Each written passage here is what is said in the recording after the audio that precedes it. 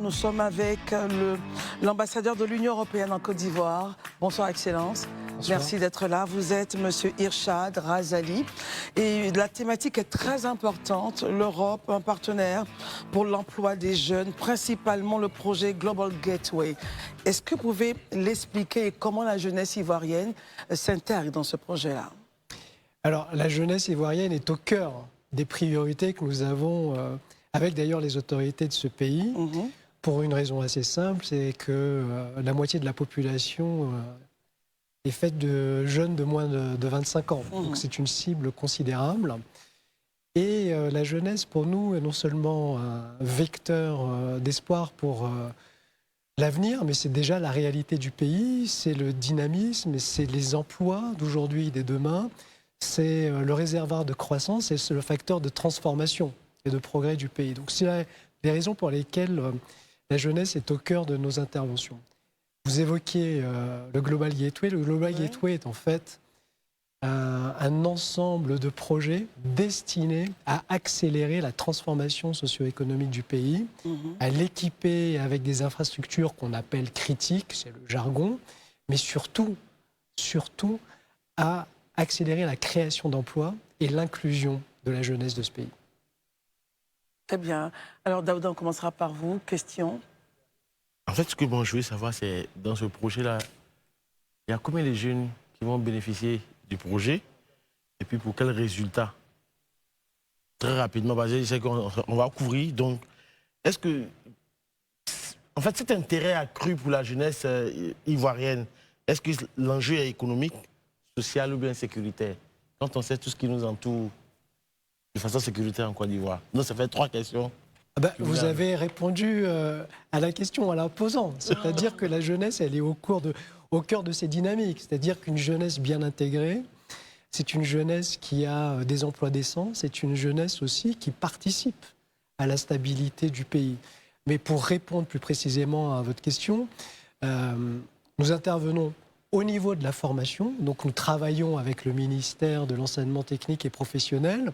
Mettons 70 millions d'euros d'ici 2027 pour mettre en œuvre et accélérer leur politique d'école de la seconde chance, l'installation et la création de tout un tas de lycées professionnels sur l'ensemble du territoire du pays. C'est des milliers de jeunes qui vont en profiter. Ça, c'est, on va dire, une première approche. La deuxième approche, c'est celle de l'entrepreneuriat. Les jeunes de ce pays sont entreprenants, ils sont talentueux, ils veulent se lancer dans leur activité eux-mêmes.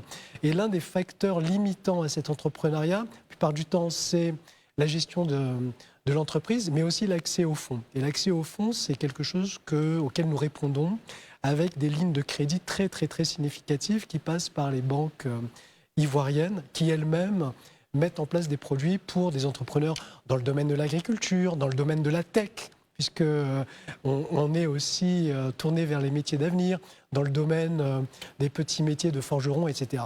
Ça, c'est le deuxième élément. Le troisième élément, c'est celui qui va absorber le plus de manœuvres, c'est les investissements lourds dans, par exemple, l'agriculture. Mais pas la petite agriculture, l'agro-industrie. Puisque, à travers cela, nous souhaitons aussi localiser en Côte d'Ivoire la transformation, les chaînes de valeur, et ce sont les éléments qui créent le plus la localisation de la valeur ajoutée. Donc, on va dire que c'est une approche holistique de la jeunesse, à la fois sur le plan de la formation, sur le plan financier et sur le plan de l'emploi. Vous avez parlé de façon holistique, mais j'ai entendu en fait le ministère de l'enseignement technique et de la formation professionnelle, sans oublier que chez nous en Côte d'Ivoire, il y a un ministère de la promotion de la jeunesse. Est-ce qu'il est partie prenante de ce projet? Non, bien sûr.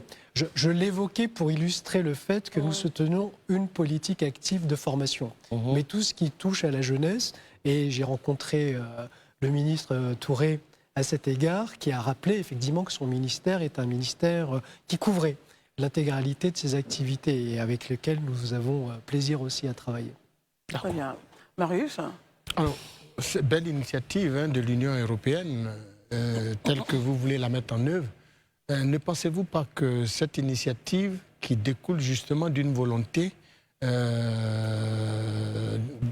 de créer les conditions, pour ne pas dire les opportunités décentes pour la jeunesse ivoirienne particulièrement, vise ou sous-tend en dessous, n'est-ce pas, une volonté manifeste de l'Union européenne de mettre en œuvre sur le sol ivoirien sa politique de lutte contre l'immigration.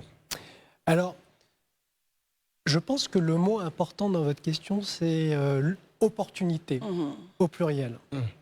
Et je reviendrai sur la question de la migration en fin de propos, si vous le souhaitez. Mais opportunité, comme le soulignait monsieur, il y a les formations. Je reviens à l'heure où nous parlons de Korogo, où j'ai fait la promotion, et je souhaite le faire dans plusieurs universités de ce pays, du programme de bourse qu'on appelle Erasmus+.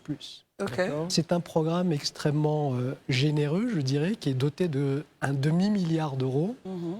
Et j'invite vraiment, parce que c'est la période, les jeunes Ivoiriens, les jeunes Ivoiriennes à postuler. Parce que plus il y aura de postulants, plus il y aura de sélectionnés. Et ça répond indirectement à votre question, monsieur. Nous souhaitons davantage de jeunes Ivoiriens, de jeunes Ivoiriennes dans nos universités en Europe, parce que nous croyons en la mobilité. Ça, c'est le premier élément. Et cette mobilité sera porteuse d'opportunités. Vous faites un premier semestre à Paris, un deuxième semestre à Florence, un troisième à Varsovie, et ainsi de suite. S'agissant de l'immigration, c'est un sujet que nous traitons ensemble avec les autorités ivoiriennes. Et nous savons que la Côte d'Ivoire est d'abord et avant tout un pays d'accueil des migrants de la région et même au-delà. C'est un pays aussi de transit, c'est un pays d'origine, mais c'est un pays avec lequel, en tout cas les autorités avec lesquelles, on a une excellente collaboration dans la lutte contre l'immigration illégale et dans l'accueil aussi des migrants. Je disais que je revenais de Korogo, j'ai visité un certain nombre de villages dans la région qui accueillaient des personnes en mobilité, que ce soit choisi ou pas choisi. Vous évoquiez le contexte régional. Et l'Union européenne travaille aussi avec les autorités nationales, les autorités locales, avec celles qui sont chargées de l'accueil des réfugiés, de manière à ce que cet accueil se passe dans les meilleures conditions possibles, pour éviter que ce soit porteur de tensions, de frictions, et que ce soit de nature à entamer et entacher la stabilité qui caractérise ce pays. Et avant, Élisée, vous parliez donc d'un point que vous avez développé à Korogo sur la mobilité. La mobilité Les bourses, voilà. Les bourses Erasmus. Comment est-ce que ces jeunes-là qui viennent d'apprendre cette initiative, où est-ce qu'ils pourraient avoir de plus en plus d'informations sur votre site internet? Alors, les jeunes de Korogo, en tout cas de l'université de Korogo, l'université Peleforo Gonkoulibaly, là, j'ai pas les images là, mais c'était un moment extrêmement chaleureux. L'amphithéâtre était comble de très très nombreux étudiants. Donc non seulement ils savent vous prendre les renseignements, donc il suffit de taper Erasmus+, et là... Erasmus, hein? Erasmus+. Et je vais vous dire, nous sommes allés un peu plus loin, nous avons organisé un tutoriel pour les aider à naviguer dans les méandres administratifs du site de manière à maximiser leurs chances. Parce que quand je dis que nous souhaitons davantage d'étudiants de Côte d'Ivoire, je le pense, mais d'abord il faut qu'ils sachent que l'opportunité est à leur portée et qu'ils aient une idée de la manière dont ils vont y répondre. À saisi. Élisée. Ok. Monsieur l'ambassadeur, vous êtes en Côte d'Ivoire il y a juste quelques mois, je pense que c'est début septembre. Hein. Exactement. Voilà que vous êtes là. Déjà, je voudrais savoir quelle est l'impression, votre première impression de la jeunesse ivoirienne de façon générale, surtout que vous revenez de Korogo. Et puis, deuxièmement, pourquoi cet intérêt de l'Union européenne à l'employabilité des jeunes, notamment en Côte d'Ivoire? Alors, les impressions sont très fortes. La jeunesse extrêmement talentueuse, elle est chaleureuse, elle est accueillante. Comme je le disais, bon, je suis allé à Bouaké, à Thiébissou, j'ai eu l'occasion de visiter un certain nombre de localités, puisque je veux aller à la rencontre aussi des populations et de la jeunesse de l'intérieur du pays. Je dois dire que j'étais marqué par, il y a un terme que je veux utiliser, par cette générosité. Donc ça, c'est quelque chose qui, comme je pense, me marque au début de mon séjour et va rester avec moi tout au long des quelques années que j'envisage de passer en Côte d'Ivoire. Pourquoi la jeunesse? On l'a évoqué, le poids démographique de la jeunesse, mais aussi le défi et l'opportunité que la jeunesse représente. C'est-à-dire que je vous parle d'un continent qui est vieillissant. Okay. De l'Europe. Et on voit un continent qui est, lui, en pleine explosion, C'est ça. Tout à fait. au sens positif du terme. Et nous savons le potentiel de croissance économique que ça représente, le potentiel de création de richesse que ça représente. Mais je ne vais pas être original en disant aussi les potentiels défis que cela représente, la jeunesse peut représenter, si elle n'est pas amenée à participer pleinement à un projet national, continental.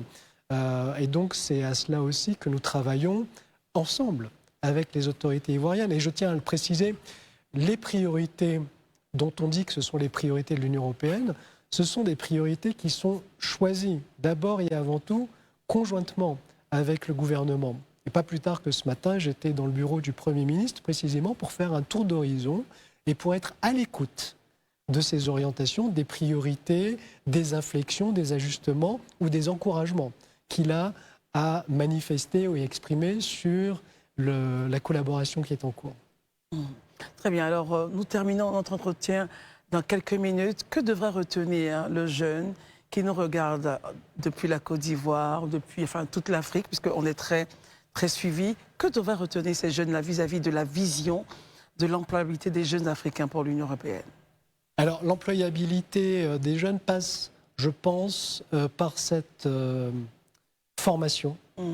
Et la formation ne doit pas se limiter à la simple formation académique. La formation à des petits métiers n'a absolument rien de déshonorant. Et c'est la voie, parfois, pour certains, pour créer leur emploi ou trouver un emploi. Et puis l'entrepreneuriat, je n'ai pas à encourager les jeunes Ivoiriens à être entreprenants, ils le sont déjà, mais je veux les sensibiliser au fait qu'il y a certainement des opportunités de financement de leur entreprise qui est naissante ou qui est déjà existante, auxquelles ils doivent postuler. Ils sont les bienvenus, qui nous contactent. Nous saurons leur faire le meilleur accueil. Je voulais vous dire, avant de conclure, que c'est la semaine de l'engagement. Du volontariat. Et cette semaine va se ponctuer par certains événements publics. Un événement de stand-up avec Clintelex, l'excellent Clintelex. J'ai appris tout à l'heure que Clintelex c'était l'anagramme de excellent. Il y aura à nouveau cette magnifique pièce, les 220 logements. Et puis tout ça va se ponctuer samedi avec un superbe concert à Yopougon avec Didier Yéman. Donc j'invite tout le monde à venir. Tout le monde est le bienvenu. Et nous espérons, à travers cela, créer davantage de liens avec la jeunesse de ce pays. Merci. On le sent déjà, vous êtes arrivé en Côte d'Ivoire depuis septembre. Vous êtes très intégré. Je regarde votre visuel. Toi et nous, c'est famille. Ça, c'est typiquement ivoirien. Merci d'épouser notre mindset, notre langage, à l'effet de mieux communiquer, mieux présenter les projets de l'Union européenne en Côte d'Ivoire. Merci d'être venu. Merci beaucoup, Christine. Et avec plaisir, notre plateau ouvert, si vous avez donc d'autres projets et d'autres initiatives. Ne dites pas ça parce que je risque de venir toutes les semaines. Merci, c'est très gentil. Merci, Excellence. C'est très gentil.